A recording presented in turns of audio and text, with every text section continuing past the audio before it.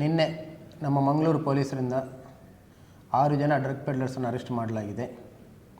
2 ಪ್ರತ್ಯೇಕ ಪ್ರಕರಣಗಳಲ್ಲಿ, ಒಂದು ಪ್ರಕರಣ ನಾರ್ತ್ ಪೊಲೀಸ್ ಸ್ಟೇಷನು, ಮತ್ತೊಂದು ಪ್ರಕರಣ ಸೌತ್ ಪೊಲೀಸ್ ಸ್ಟೇಷನಲ್ಲಿ ಇವರನ್ನು ದಸ್ತಗಿರಿ ಮಾಡಲಾಗಿದೆ.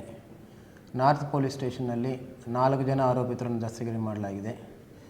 ಇವರಿಂದ 53 ಗ್ರಾಂ MDMA ಹಾಗೂ 100 ಗ್ರಾಂ ಹೈಡ್ರೋವಿಟ್ ಗಾಂಜಾ ವಶಪಡಿಸಿಕೊಳ್ಳಲಾಗಿದೆ. ಅದೇ ರೀತಿ ಈ ನಾರ್ತ್ ಪೊಲೀಸ್ ಸ್ಟೇಷನಲ್ಲಿ ಅರೆಸ್ಟ್ ಮಾಡಿದವರಿಂದ 60 ಗ್ರಾಂ ಹೈಡ್ರೋವಿಟ್ ಗಾಂಜಾ, 1 kg ಜಾಸ್ತಿ ಗಾಂಜಾವನ್ನು ಕೂಡ ವಶಪಡಿಸಿಕೊಳ್ಳಲಾಗಿದೆ. ಇವರೆಲ್ಲರೂ ಕೂಡ ಮಂಗಳೂರು ನಗರದಲ್ಲಿ ಹೆಚ್ಚಾಗಿ ಸ್ಟೂಡೆಂಟ್ಸ್ಗೆ ಮತ್ತು ಮಹಿಳೆಯರಿಗೆ ಕೂಡ ಡ್ರಗ್ ಸಪ್ಲೈ ಮಾಡ್ತಿದ್ದಾಗಿ ಗೊತ್ತಾಗಿದೆ.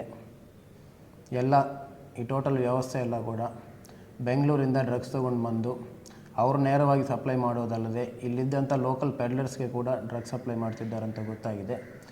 ಇನ್ಫಾರ್ಮೇಷನ್ ಎಲ್ಲ ಬಂದ ನಂತರ ನಮ್ಮ ಸೆಂಟ್ರಲ್ ACP ಅವರ ಟೀಮ್ ಎಲ್ಲರೂ ಕೂಡ ಕರೆಕ್ಟಾಗಿ ಪ್ಲಾನ್ ಮಾಡಿ ಎಲ್ಲರೂ ಡ್ರಗ್ಸ್ ಹಿಡ್ಕೊಂಡು ಇದ್ದಾಗ ರೆಡ್ ಹ್ಯಾಂಡೆಡಾಗಿ ರೈಡ್ ಮಾಡಿ ಎಲ್ಲರನ್ನೂ ಕೂಡ ಅರೆಸ್ಟ್ ಮಾಡಲಾಗಿದೆ.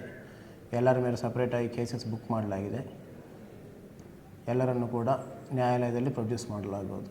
Thank you.